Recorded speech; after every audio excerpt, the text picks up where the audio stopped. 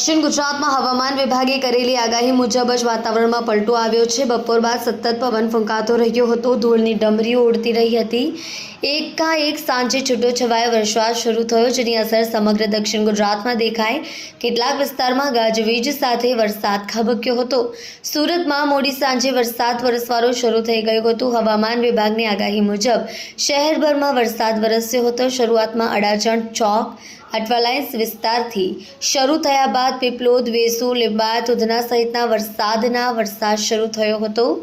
છેલ્લા 2-3 દિવસથી શહેરીજનો ભારે બફારોને ઉકળાટ અનુભવી રહ્યા હતા। છૂટાછવાયા વરસાદને કારણે સુરતીઓએ ગરમીથી રાહત અનુભવી હતી। સમગ્ર દક્ષિણ ગુજરાતમાં કમોસમી વરસાદ થતાં જગતનો તાજ ચિંતામાં જોવા મળી રહ્યો છે।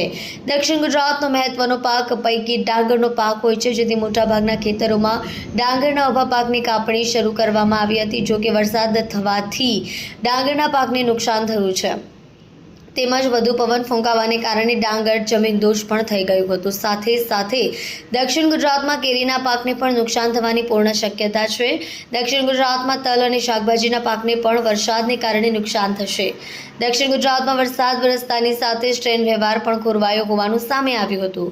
ઘણી ખરી ટ્રેનો તેના નિયત સમય કરતાં વિલંબ દોડતી જણાઈ હતી, જેને કારણે સુરત રેલવે સ્ટેશન ઉપર યાત્રીઓની ભીડ જોવા મળી હતી। વરસાદી માહોલને કારણે હજી પણ જનજીવન ઉપર તેની અસર દેખાય તેવી શક્યતા છે।